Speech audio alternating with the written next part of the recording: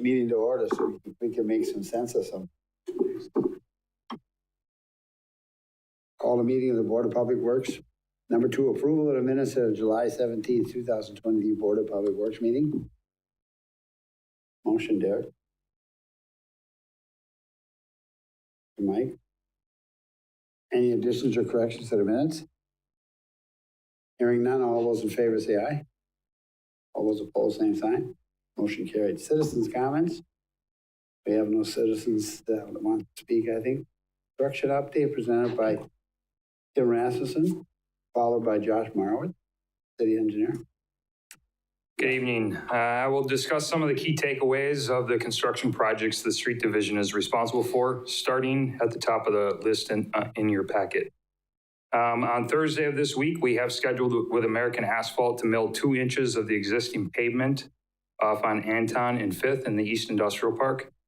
While the milling machine is supplied by the contractor, the street division hauls all the milled material off-site with utilizing our fleet of tandem dump trucks and completes the sweeping and cleaning of the roadway after the mill is done. Once this milling process is complete, manhole structures will be repaired and set to the appropriate new asphalt height, and driveway approaches can then be shaped in preparation for paving, all before the new surface can be put down. Following down in that packet, Edison and Vine. Right now we have a tremendous amount of underground utility work being installed between the street division's sanitary installation crew and Marshfield Utilities water installation crew. They have a couple of weeks to finish this work up with main installation, laterals, and water services. Once all the underground utility work is complete, we will switch from sanitary main installation to ditching and tiling, and finally subcut that road to give it an 18-inch base below the new asphalt surface. With the rain today, we did give us a little slow start with the closure on St. Joe's, but this afternoon they were able to get the traffic control up, erosion control installed, and get that road ready to start with the sawing of the concrete for replacement. There is some work We Energies is gonna utilize our traffic control to get some main reinstalled up on St. Joe's. Palmetto and Vine, these 2 roads are getting their final layers of road base placed because American Asphalt will be in later this week on Thursday to shape those. Once the roads are shaped, we'll follow up with raising structures to the appropriate elevation so that American can keep us on their schedule for next week paving. As you can tell, our guys have been tackling several additional projects from the minor storm cleanup here over the weekend to fair preparations for this next week. Although my explanation of the work we have up against us sounds easily accomplishable, I want everyone to know that we have a lot of work and a busy next couple of weeks to get these projects done here before school is in session. With that, thank you. Any questions?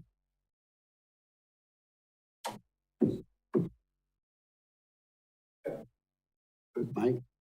I was concerned about what would that be, Vine between Becker and Daggy, if that will be done by the time school comes in, because that could create a... Yep. Along with Palmetto is our intention to, at a minimum on Vine, to have Daggy and Becker intersections open for traffic, and then have Palmetto from Daggy to Becker, the whole stretch there, open for school traffic.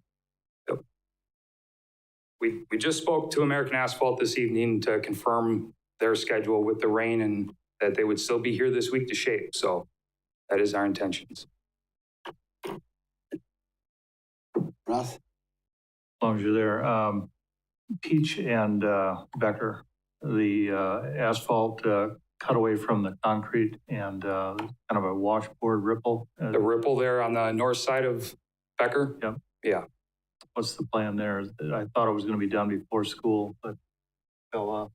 That is not one of our projects. That's kind of in one of our in-house things that we try to tackle in between the road construction projects that were assigned. But we don't currently have that slated in a time frame on the schedule.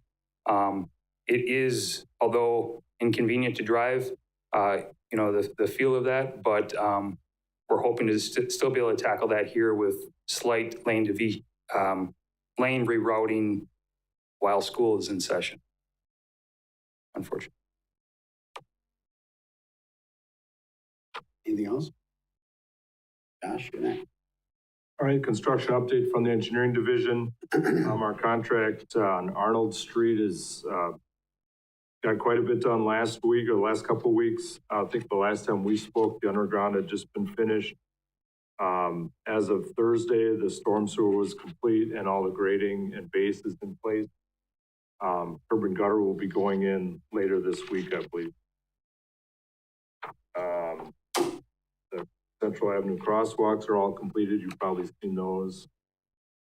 And then finally, the Lincoln Avenue between 5th and Adler work will begin on site tomorrow. Traffic control and just getting going. That's all I have. Any questions? Anyone? Seeing none, we'll move on to request to review park restrictions on West 6th Street. That's not Central, presented by Josh. So we had a request from Edward Jones Financial Advising to consider removing the 90-minute parking restriction on the north side of 6th Street alongside of their business. That's from Central Avenue to the west. They had a few extra employees that are finding it difficult to be limited by the 90-minute parking. So they had asked that we take the 90-minute restriction off on the north side. And when we looked further into that site, you could picture the east side of Central Avenue on 6th Street alongside the Mueller building. That was changed in 2013 to remove the 90-minute parking restriction for that entire block. And so we felt it would be easiest and most consistent to do the same on the west side of Central, is remove the 90-minute restriction on the south side alongside the old City Hall parking lot. That should give them plenty of unrestricted parking near their business. So I recommend removing the 90-minute parking restriction on the south side of 6th Street between Chestnut Avenue and Central Avenue, and that the Administrative Code of Traffic and Parking Regulations be updated on approval. Tom? Just another quick note, as we typically don't allow, provide parking, on-street parking for businesses. This is just kind of carrying a similar parking restriction change from one side of Central to the other side of Central on 6th Street. This is the only block where we'd have parking that's not limited to that 90 minutes. I'll make a motion to approve as recommended. Second. Any questions, gentlemen? Russ? I do have one, and it has to do with cars that are stacked up waiting to get into the pharmacy pickup. Sometimes you'll see them wrapped around the corner. Do you foresee any conflicts with parking being removed or and those cars waiting to access the pharmacy? Parking's only allowed there. There's the 90. Yeah. So Okay. hard to say. No impact. Yeah. Okay. Thanks. Not? Any other questions? All those in favor say aye. Aye. Those opposed? Motion carried. Update on the cluster mailboxes presented by Tom Tershi, Director of Public Works. All right, in late June, the city marshal was notified by a resident of the Daniel subdivision that they were notified by the post office that they would not receive mail until a cluster mailbox was installed in the Daniel subdivision. Contact was made immediately with the post office and the postmaster at the time, and to why the decision was made not to allow residents to put up individual mailboxes. The postmaster at that time stated a nationwide effort is being made to reduce delivery times to help with the lack of postal employees. A request was made to receive information as to the type of installation instructions for cluster mailboxes so the city could order the correct type and put it in correctly for this location. The information was received by the city on July 13th, and a meeting was held with the postmaster at that time as to the specific locations for these installations. The cluster mailboxes were ordered, and 24 mail slots with 6 parcel boxes for 2 locations within this Daniel subdivision as shown on the map. The two dots are where these mailboxes will be going, at a cost of nearly $7,200. They should be installed within the next 2 weeks, meeting all ADA and UPS standards. And since the subdivision was constructed and designed prior to the knowledge of the requirement for cluster mailboxes, and they will be located within the city right away, we are planning not to charge these residents as we were the developer of this subdivision. As we move forward in future subdivisions, we will make it the responsibility of the developer to work with the postmaster and the city to coordinate the location and installation of these types of mailboxes as future developments happen. Are there any questions on this project? I had a question, Tom. I was just curious. Do we have? I mean, are we obligated to go with this per the Postal Service request? I mean, is there any? A lot of the Daniel subdivision talk that I've heard over the past several months has been, oh, this is supposed to be, high-end housing. It's really nice. I mean, nothing against cluster mailboxes. I just feel like it's a little tackier than I would think you'd want for a subdivision like that. Are we able to push back on this? I mean, I don't know that there's anything to gain from it, but just out of curiosity, are we kind of at the... I asked why they didn't allow just single mailboxes meeting the current standard, and they said, we will not deliver to them. They basically told me, this is the way it's going, and you will do it this way. All right. That answers the question then. Thank you. Any other questions? Not moving on. Approval of resolution for designating an authorized representative and authorizing execution and filing of an application for Clear Water Fund financial loans presented by Tom Percy, Director of Public Works. All right, this resolution is to authorize myself or whoever's in the Director of Public Works position to sign on behalf of the city for filing for loan applications for projects related to our wastewater treatment plant. If you can recall, we have approximately $17 million worth of upcoming projects for our wastewater treatment plant with phosphorus removal improvements, the wastewater phosphorus discs filter, and the biosolids thickener. With that, the applications to DNR for these environmental loans, we were talking with our consultant, and it sounds like there is also some loan forgiveness, and with the amount that we're looking at borrowing, it could be up to $3 million with the loan forgiveness. So this basically is giving me permission to work with our consultant and the DNR to get these things signed in a timely manner.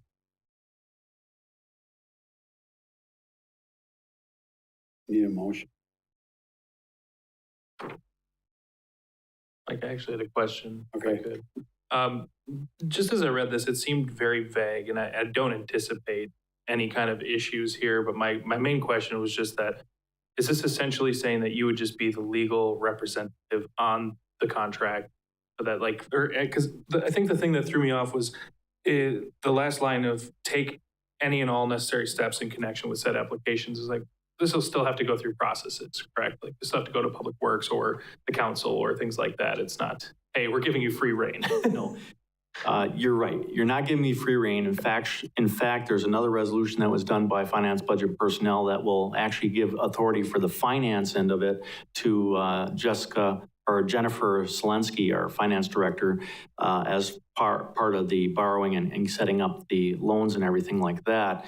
This basically allows me to just sign the documents to get things rolling. Any bids that we do will be coming back to the Board of Public Works for approval. It's all going to be following what we already have programmed in our capital improvement program, so there's no really changes. It's just basically following through so that we can get things moving with these projects. Okay. Thank you. Pending any other questions, I'll make a motion to approve. Do a motion, do I have a second? Us? Any further discussion? Seeing none, all those in favor signify by saying aye. Aye. All those opposed, same sign. Motion carried. Recommended items for future agendas.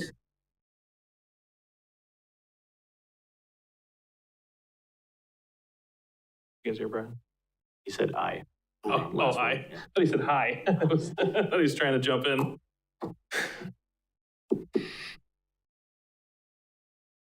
Hearing none, we're open for adjournment.